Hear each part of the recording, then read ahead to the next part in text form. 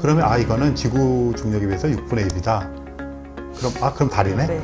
근데 금성에 가면 이제 대기압이 엄청 강하니까 막 심해저에 들어가 있는 그런 식이 될 거예요. 여행 가이드 챕터였다 이렇게 생각을 해요. 특히 금성 대기 표면에 대한 그 분석이 굉장히 중요해요. 그래서 금성의 대기가 이산화탄소가 엄청나게 두껍다는 걸 알게 되고, 그래서 거기서 이제 그 그린하우스 이펙트, 그 온실 효과라고 하는 게 나오기 시작하면서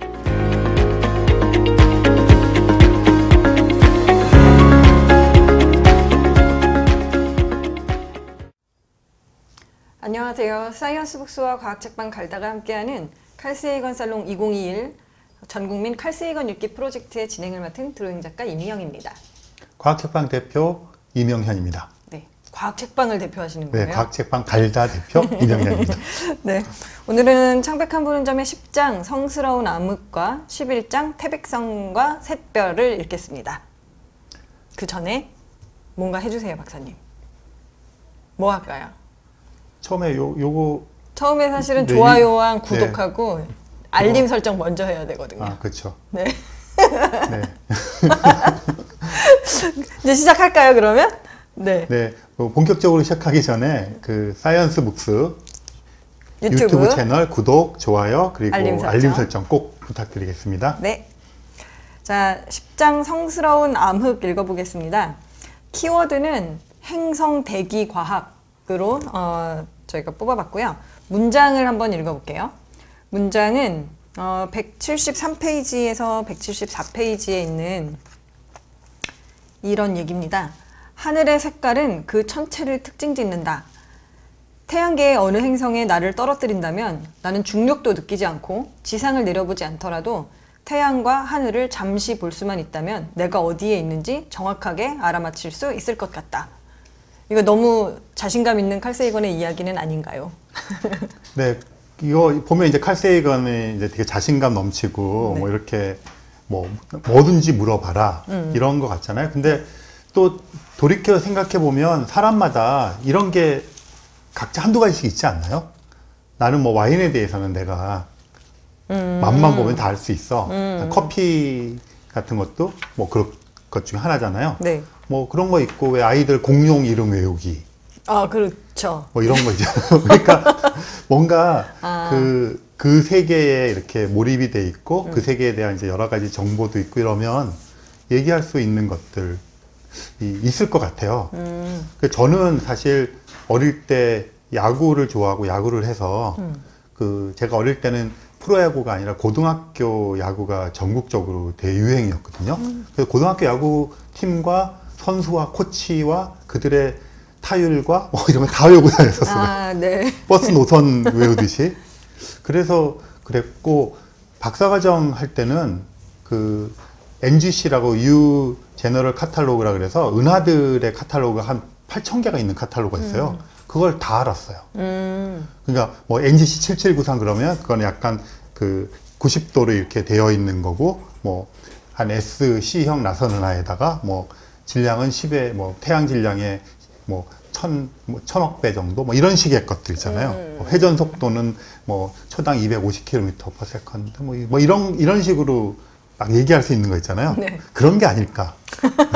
그러면 칼 세이건은 대체 무엇을 보고 하늘의 색깔만 보고 중력도 몰라도 되고 뭐 지상도 안 보고 색깔만 보고 알 수 있다 라고 얘기를 한 거잖아요. 여기서 지금 맞아요. 얘기한 게 뭐 몇 개 이제 쭉 그 사례가 나오지만 지구, 금성, 화성, 그리고 천왕성, 해왕성. 네, 뭐 그리고 수송도 할 수 있고 뭐든지 할 수가 있죠. 그러니까 제가 좀 이따 설명을 하나씩 드릴게요. 사실은 저도 이렇게 할 수 있을 것 같아요.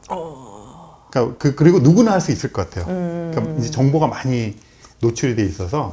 그러면 미영님은 뭐 이런 거 없으세요? 저요? 딱히 뭐가 있을까요?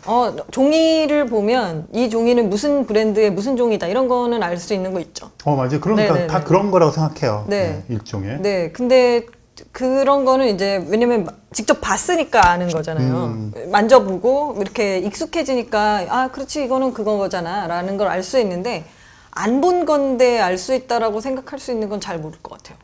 그러니까 사실 칼세이건은 본 거와 안 본 거 사이에 있다고 생각해요. 그냥 관측을 한 데이터가 있잖아요. 아. 그 데이터를 이제 보는 거잖아요. 네. 근데 이제 우리가 감각으로 이렇게 하는 건 아니지만.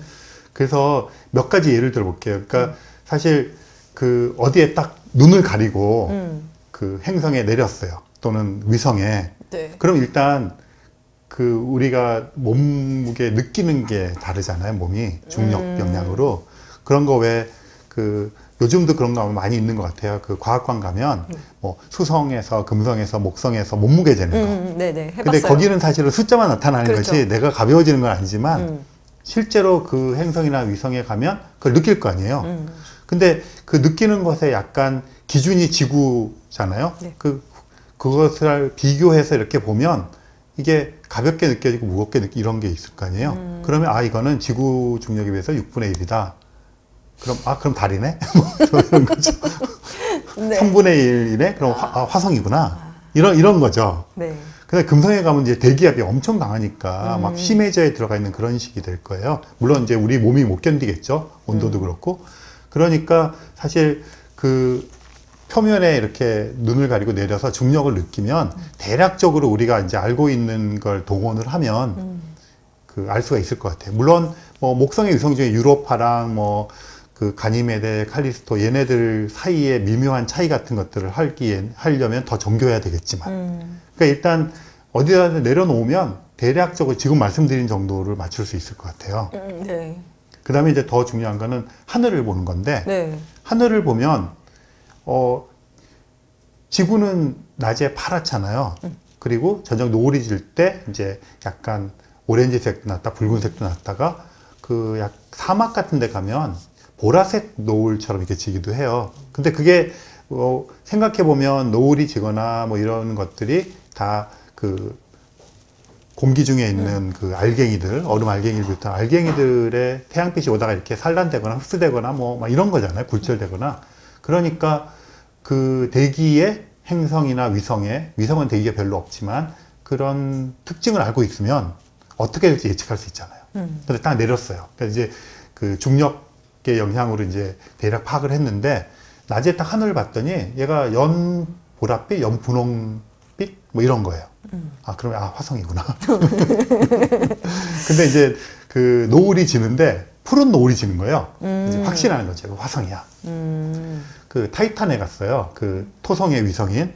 거기는 메탄가스, 암모니아가스 이런 게 되게 많거든요. 그 걔네들이 액체로 돼서 이렇게 흘러다니기도 하고. 그러니까 거기 갔더니 약간 오렌지빛 이런 그 하늘 대기를 보는 거예요. 아, 그러면 이제 그런 말하는 애가 타이탄밖에 없거든요. 그리고 저쪽에 해왕성 근처에 가서 뭐 트리니티 이런 애들 그 가서 보면 거기는 또 이제 파랗게 보이고 수소 때문에 주로 그렇죠. 그래서 이런 것들 알고 있으면 그 이제 가서 좀 아는 척하면 맞출 수가 있는 거죠. 그 이 책에서도 이제 그런 이야기들을 쭉 써놔서 네. 그 만약에 우리가 우주 여행을 태양계 내에서 여행을 가게 된다면 뭐 이런 것들이 특징이 될 거예요. 뭐 지구에서도 그러잖아요. 우리가 여행을 갈 때 어느 지역에 가면 뭐 어떤 풍광이 보여요. 이렇게 얘기하지만 뭐 하늘빛이 유럽에 갔더니 진짜 쪽빛으로 너무나 깔끔하고 아름답게 보이고 사막에 갔더니 또 어떻더라. 뭐 이런 얘기를 하잖아요. 그렇게 생각을 하시면 될 것 같아요. 아, 그리고 여기 그 암흑이라는 게 나왔잖아요. 네네. 성스러운 암흑. 네. 그 왜 그렇게 지었을까요? 제목을? 이거 앞에 이제 얘기 보면 그 지구를 성스러운 푸른색이라고 불렀다라는 이야기가 나오잖아요. 그래서 거기에 더하기 약간 모든 이 우주의 대부분을 차지하는 색깔은 까망색이다. 약간 이런 것 때문에 나오는 얘기라고 저는 이해를 한 것 같아요. 네, 맞는 얘기고요. 근데 지금 여기서는 이제 기본적으로 태양계 내에 있는 뭐 행성이나 위성들을 좀 약간 여행 다니는 기분으로 여행 가이드처럼 썼잖아요. 네. 그러면 어느 행성에 가서 보면 하늘이 뭐 파랗게 보이고 어느 행성에 가서 보면 약간 연 보랏빛으로 보이고 뭐 이런 걸 얘기하는데 달에 갔다고 쳐봅시다. 대기가 없잖아요. 네. 수성도 대기가 없고 그럼 대기가 없는 그런 곳에 가서 하늘을 바라보면 낮이나 밤이나 다 하늘이 까말 거 아니에요. 네네. 그리고 사실 지금 말씀하신 것처럼 우주가 기본적으로 암흑이잖아요. 그런데 바라보는 하늘도 또 암흑인 거죠. 그런 의미가 있는 것 같고요. 그래서 낮이건 밤이건 그런데 그러면 여기서 한번 또 그런 생각도 지금 이제 이 10장에서 네. 태양계 내를 여행하는 어떤 이제 그 가이드와 뭐 약간 그런 걸 줬으니까 조금 상상의 나래를 높여서 그 달에 갔어요, 우리가. 그 달에서 이렇게 쳐다보니까 그 까말 거 아니에요? 그러면 별들이 막 보이겠죠. 뭐 개기일식 때 별 나타나는 것처럼. 네. 그러면 그 태양도 떠 있을 거 아니에요? 그럼 태양 있는 곳은 되게 밝겠죠, 태양은 당연히. 그러면 태양 있는 근처에는 별이 잘 보일까요? 잘 안 보일까요? 안 보여요. 왜 그럴까요? 태양이 너무 밝으니까요. 근데 태양빛이 옆에 있는 그 공기에 영향을 받아서 이렇게 막 산란되고 이렇게 되면서 파랗게 돼서 안 보이는 거잖아요. 네. 그러니까 태양 바로 근처에는 얘가 이제 워낙 밝으니까 안 보이겠지만 네. 조금 태양에서 벗어나서 먼 곳 쪽에는 별이 많이 잘 보이겠죠. 네. 네, 그런 그렇죠. 거. 빛이 반사되니까. 빛이 이제 네. 그 태양을 바라보는 쪽은 아무래도 그쵸, 눈이 그쵸. 영향도 받고 이러니까 그래서 그런 좀 되게 생각해 보면 되게 신비로울 것 같아요. 그죠? 같은 암흑이라도 그런 게 있겠고 수성에 가면 태양에 되게 가깝잖아요. 네. 진짜 불타오르는 태양이 막 떡 이렇게 그쵸. 있는 그런 느낌이 있을 것 같고 또 지구에서 달을 보름달 바라보잖아요. 그것도 꽤 되게 우리가 풍성하게 느끼잖아요. 네. 근데 지구가 달에 비해서 4배가 커요. 그럼 보름달 4개를 이렇게 합쳐놔야 지구라는 소리거든요. 그러면 달에서 보는 지구는 진짜 장관이겠죠. 그렇죠. 그리고 더군다나 달은 지구 주위를 한 달에 28일에 한번 공전하지만 28일에 한번 자전을 하기 때문에 항상 안 넘어 보이잖아요. 네. 그러면 지구를 바라보는 어느 한 지점에서 그냥 딱 서 있다 그러면 네. 똑같은 장소에 지구가 박혀 있는 거예요, 하늘에. 그리고 그리고 지구는 자전을 하잖아요. 네. 이게 깜깜해졌다, 지구 나타났다, 막 이런 거. 그러니까 너무 멋있을 것 같지 않아요? 이렇게 큰 건. 네, 그래서 저는 10장이 네. 이렇게 써놨지만 우리가 이제 더 많이 알게 된 것도 있고 더 많은 천체들 여기다 덧붙일 수도 있고 그래서 멋진 뭐라 그럴까 태양계 구성원들 태양계 천체들 가이드 여행 가이드. 여행 가이드 챕터였다 이렇게 생각을 해요. 네.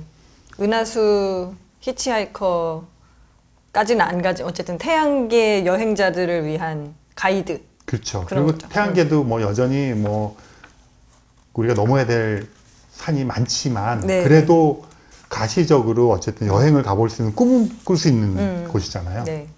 그래서 약간 진짜로 말씀하신 것처럼 거기에 갔을 때 어떤 느낌을 이렇게 얻겠구나라는 거를 이렇게 얘기를 쭉 하는 거가 조금 그런 상상을 해본 적이 없었네. 약간 이런 생각들을 하면서 맞아요. 재밌게 읽었네요. 그리고 뭐 예를 들어서 여행 상품 패키지 잘 많이 만들 수 있을 것 같아요. 그렇죠. 그러니까 네. 이런 거 할 수 있잖아요. 그 화성에 가면 메리너 협곡이라는 게 있어서 엄청 깊은 협곡, 그랜드 캐니언보다 훨씬 더 네, 네. 뭐 그런 데 가는 것도 있고 네. 그 올림푸스 산이라 그래서 네. 이게 아마 에베레스트 3배, 4배 정도 네, 되는 것 네. 같아요. 등반가들한테 정말 그쵸. 태양계에서 제일 높은 곳을 그러니까 이렇게 써놨지만 사실은 이걸 좀 우리가 좀 재미를 붙이면 그런 식의 아주 프랙티컬한 가이드북도 만들 수 있을 것 같아요. 그러면 이제 저기 관광 가이드북으로. 네, 네. 정말 해보고 싶어요. 네. 근데 거기에서 그냥 그런 대지형에 대한 이야기만 하는 게 아니라 그 대기의 색깔을 얘기한 게 어쨌든 되게 진짜야? 약간 이렇게 믿기 싫은데 진짜 같은 거 같은 그 느낌이 맞아요. 왜 너무 혼자서만 자신감 있으신 것 같은데 약간 이런 느낌이 좀 있었어요. 처음에 이 문장에서. 그렇군요.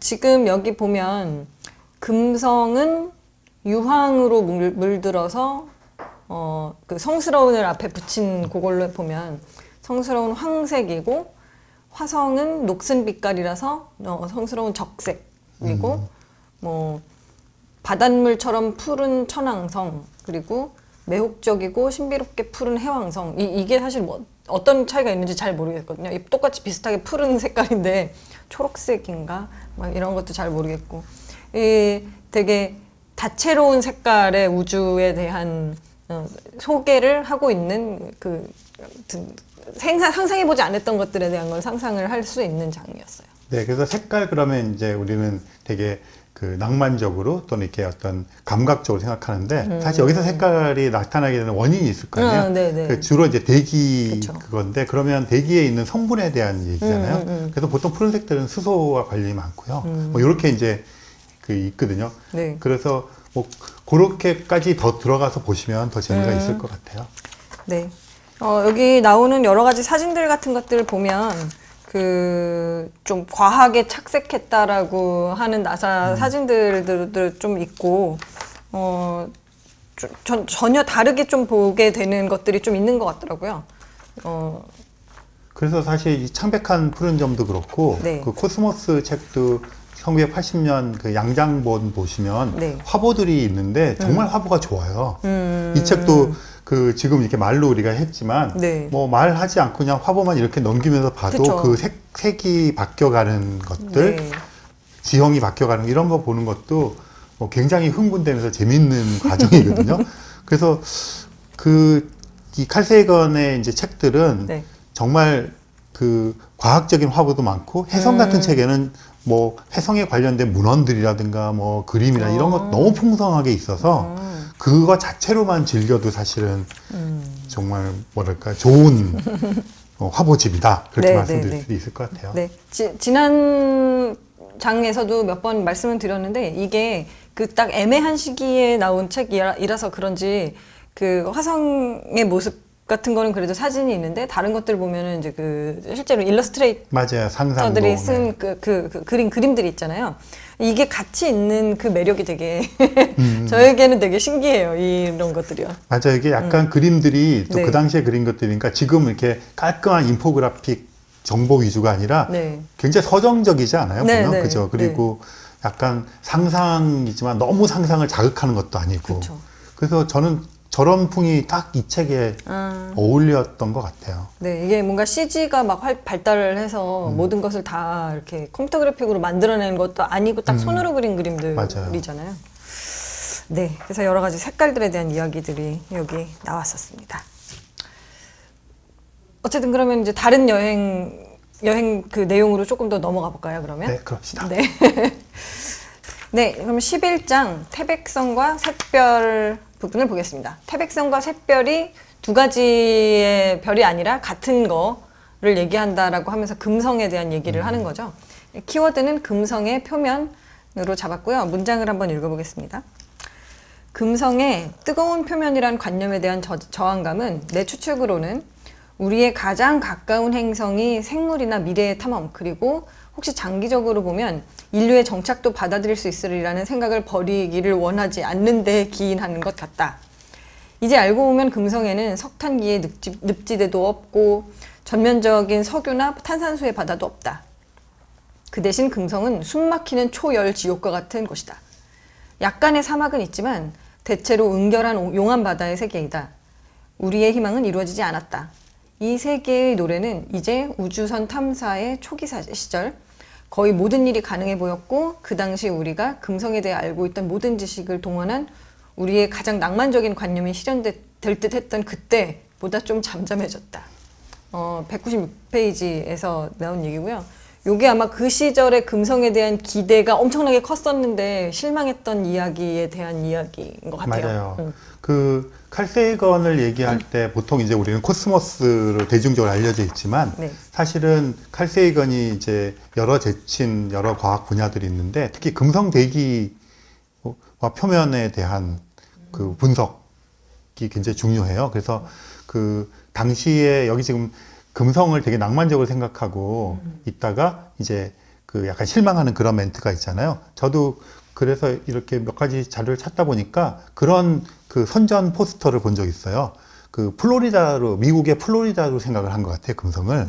그래서 그 플로리다로 이제 가면 거기 날씨가 좀 온화하고 따뜻하고 이런 지역이잖아요. 그럼 해변가에 이렇게 파라솔하고 그런 거를 금성 해변가에 파라솔을 치고 가는 여행 패키지를 내놓고 그래서 이제 조금만 더 지나면 이제 금성으로 막 여행 가서 거기서 더 안락하게 그 태양에 더 가까운 데서 즐기자. 막 이런 것들이 있었어요. 네네. 그러고 있었는데 이제 칼세이건이 그 전파 망원경이랑 뭐 이런 걸 갖고 관측한 결과를 보니까 이제 계산을 할 거 아니에요, 냉정하게 했더니 표면이 뭐 450도, 470도가 되어야 되는 것을 하니까 엄청 비난을 받았죠. 그랬는데 이제 나중에서야 이제 그 탐사선들이 가가지고 착륙을 해서 온도를 재보니까 실제 칼세이건이 맞았던 거예요. 그리고 거기도 조금 에피소드가 있는데 이게 이제 예측할 때 설마 450도겠어. 그러니까 뭐 400도에서 녹는 정도의 로켓을 만드는 거예요. 그러면 내려가지 못하고 녹아버려요. 그러면 이제 더 담금질을 해서 보내면 조금 하다가 드디어 내렸어요. 그렇게 해서 이제 그런 낭만이 다 깨져버린 거죠. 그래서 이제 금성에 대한 이제 뭐라 그럴까 그런 걸 이제 접어야 되는 그런 상황이 왔고, 그러고 나니까 이제 왜 그렇게 뜨거워야 되지? 그런 얘기를 하다가 이제 금성의 대기가 이산화탄소가 엄청나게 두껍다는 걸 알게 되고, 그래서 거기서 이제 그 그린하우스 이펙트, 뭐 그 온실 효과라고 하는 게 나오기 시작하면서 이게 이제 지구에도 적용되어서 기후 온난화 이런 얘기로 연결이 되거든요. 그러니까 칼세이건도 처음에는 되게 낭만적인 그런 금성을 생각했던 것 같아요.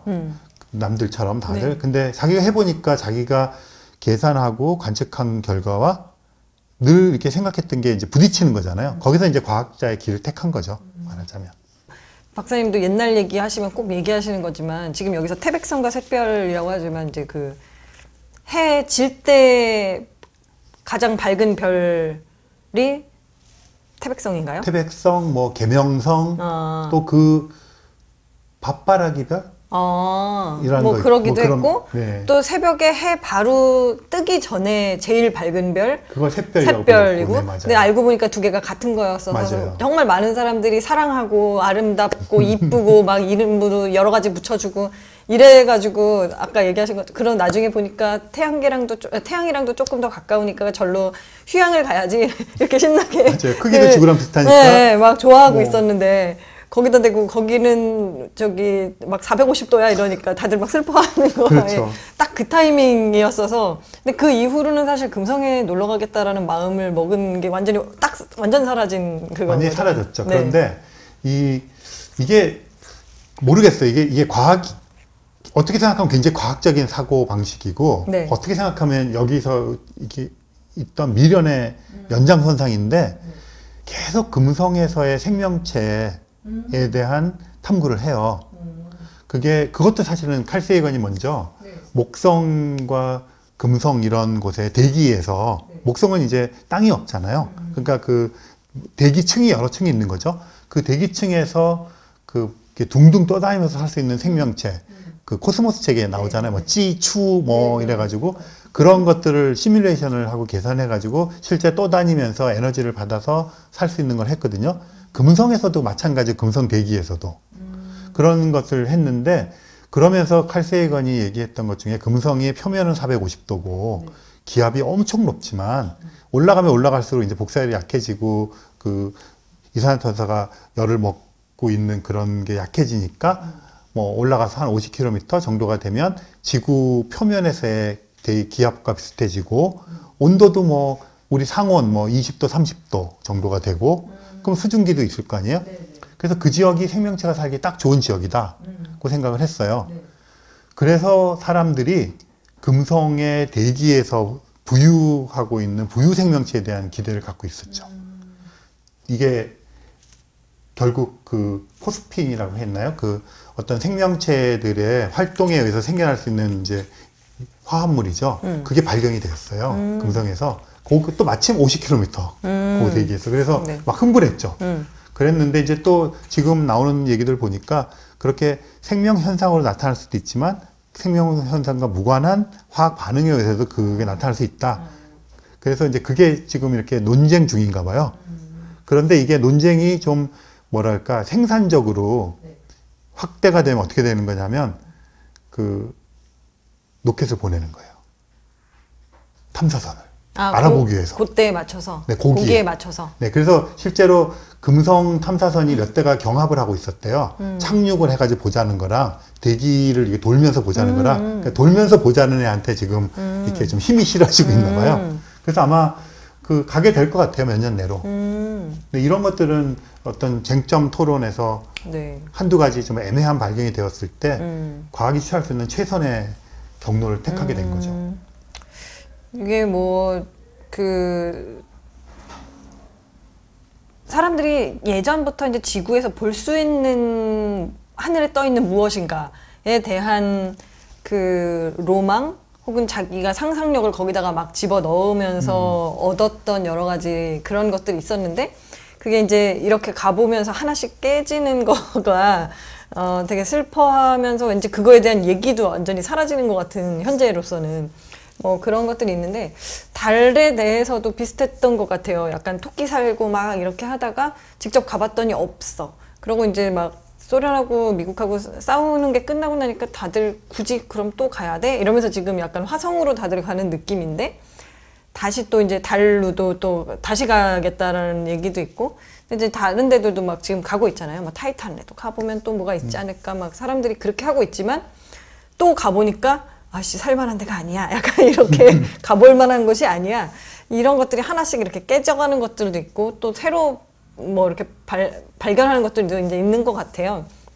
그 이제 되게 재밌는 것 중에 하나가 네. 그 바이킹 1호와 2호가 전개 76년도에 이제 화성에 착륙을 했단 말이에요. 네. 그래서 그 사진을 이렇게 딱 보여주는데 이미지 프로세싱 이제 그 영상 처리를 하잖아요. 근데 네. 영상 처리를 하면 이제 그 사진을 찍을 때 보통 뭐 이렇게 그 빨간색이랑 뭐 노란색 이렇게 해가지고 이렇게 섞어서 우리 눈에 보이는 방식으로 바꿔주잖아요. 필터들을 끼고 네. 그렇게 한 것들이 이제 처리를 처음에 들어온 정보가 많지 않으니까 처리를 이렇게 그 빨리 급하게 해가지고 기자들한테 발표했는데 하늘이 파란 거예요.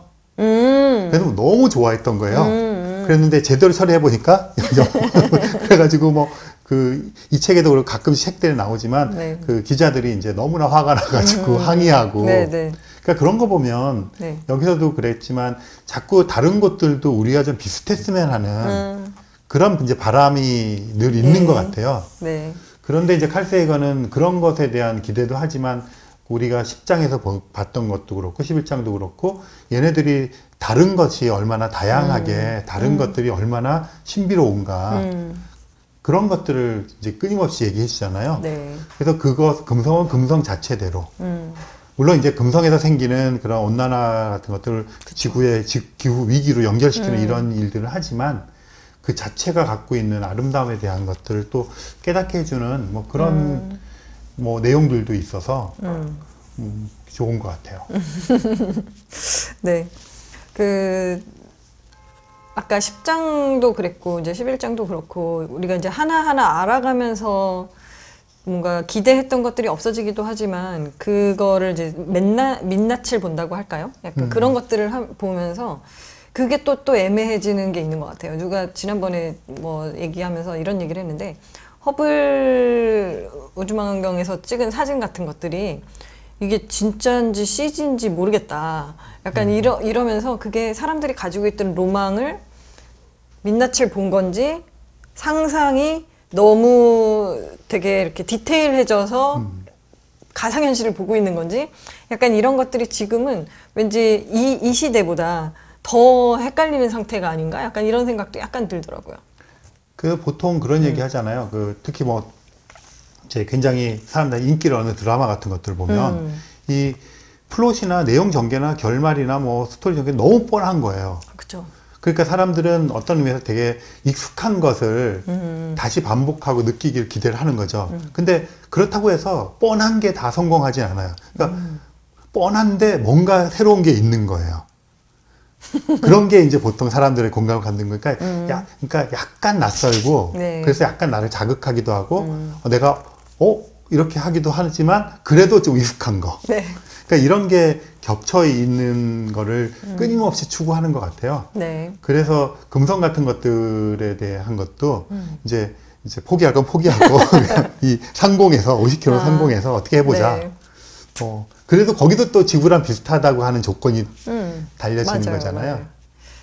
맞아요. 박사님은 그러면 최근에도 이렇게 저녁 때 금성 이렇게 해 질 때 금성 보면서 예전과 같은 느낌을 여전히 받으세요? 아니면은 아 저기는 엄청 뜨거워. 약간 이런 생각하시나요? 그러니까 이제 금성을 보면 이제 그냥 그 학습적으로 떠오르는 것들이 있죠. 그러니까 뭐 그러기도 하고 그러는데 네. 약간 그러니까 요즘은 제가 어릴 때 막 그 가슴 뛰듯 이 감정을 그대로 재현할 수는 없죠. 이 하드웨어가 바뀌었는데 뭐 어떡할까요? 그렇지만 그 느낌을 내 느낌을 느껴요. 그러니까 그렇게 작동은 못해요. 근데 그때 왜 이런 거 있잖아요. 어린 아이인데 그냥 마냥 좋아서 이렇게 해맑게 쳐다보고 혼자 웃고 막 혼자 상상하고 가슴 뛰던 건데 가슴이 지금 안 뛰어요. 네. 하지만 뛰던 그 느낌에 대한 상상을 할 수는 있어요. 네. 그런 것 보면 되게 즐겁기도 하다가 또 한편으로는 또 아쉽기도 하고. 네, 근데 그 금성 이렇게 쳐다보면서 뭐 펄펄 끓는 이렇게 상상하지는 않아요. 저는 사실은 별 보면서 뭔가 그런 상상을 하던 사람이 아니라서 새롭게 신기한데요. 약간 별은 약간 뭐 그냥 별이구나 아니면 뭐 그랬었는데 이제 저게 금성이다라고 알게 된 다음부터는 제가 왜 항상 이렇게 그 해 질 때 아니면 해 뜰 때 옆에 있는지를 알게 된 게 되게 신기한 거예요. 왜냐면 지구보다 안쪽에 있으니까 태양이랑 비슷하게 졌다 떴다 한다는 사실이 너무 신기해서 저는 봐요. 맞아요. 네. 별 얘기 나왔으니까 그런데 네. 사실 이렇게 어릴 때부터 별을 이렇게 쳐다보고 있면서 자라는 네. 사람들이 이제 세월이 지나잖아요. 네. 그러면 지금 말씀하신 것처럼 이제 자기가 어느 시절에 꽂혔던 별이나 별자리나 뭐 이런 것들이 있는데 그 제가 생각하기에는 진짜 궁극의 일생의 그 프로젝트는 병광성이에요. 장주기 병광성. 아, 빛이 주기도 변하거든요. 네. 근데 주기가 뭐 하루짜리도 있고 10일짜리도 있고 그런데 뭐 예를 들어 750년 주기, 또 그 뭐 20년 주기, 네네. 그 마차부자리에 입실론 별이라는 게 있는데요. 그게 아마 제 생각에 주기가 거의 뭐 몇십 년일 거예요. 그래서 제가 어릴 때 보던 그 별의 밝기랑 지금 보는 그래서 그거 볼 때는 지금도 이렇게 그때는 이렇게 이랬는데 이 정도 밝기고 이렇게 쭉 보면서 하는 별들이 몇 개가 있어요. 네. 그러니까 그것도 되게 재밌어요. 어쨌든 그냥 실제로 탐사를 가기 전에 많은 사람들이 상상을 하던 것에서 이제 탐사를 가서 본 모습이 어떻게 달라졌는지 약간 사람들에게 그런 게 어떻게 영향을 주고 과학적으로 발견된 게 무엇인지 이런 얘기들로 연결되는 부분인 것 같습니다. 금성 부분. 행성과학 뭐 이런 부분이 시작이 되는 건가요? 여기가? 네, 그러니까 네. 행성이라고 하는 것, 거기서 이제 요즘에 위성들 많이 네, 하니까 네. 그게 태양계 내의 이제 천체들이잖아요. 그리고 어쨌든 탐사선들이 가서 우리에게 알려줬고 네. 우리가 가볼 수도 있고 하니까 이게 아까 약간 익숙하면서 약간 낯선 것처럼 네. 이것도 그 아직은 못 가지만 가볼 수 있을 것 같은. 그래서 어쨌든 사람들은 좀 이렇게 가시권에 들어오지만 그냥 선뜻 바로 지금 하지 못한 이런 것들에 대해서 굉장히 큰 가치를 두고 생각도 하고 투자도 하고 하는 것 같아요. 네. 그런 의미에서 이제 행성과학이 칼세이건 때 열렸는데 지금은 정말 우리가 아까 말씀하신 대로 우리의 상상이 따라가지 못할 정도의 결과들이 나오고 있어서 네. 점점점 어떤 좀 낯설어지고 오히려 그런 느낌도 들고 그래서 행성과학이 정말 만개하기 위해서 꽃을 피우기 위해서 지금 절정으로 가고 있다 저는 그렇게 봐요. 네. 사실 칼세이건 책들 이런 거 읽기 전에는 왜냐면 뭐 다른 달 갔다 온 얘기, 뭐 화성 간다는 얘기는 있었지만 금성에 갔다 온지 사실 전 몰랐었어요. 근데 이제 보니까 칼세이건이 이 프로젝트들을 하면서 이런 얘기를 했다라는 거를 왜냐면 이게 이미 얘기가 나왔다가 지금은 별로 제가 뭐 인스타 같은 데서 사진을 볼 수 있는 게 아니더라고요.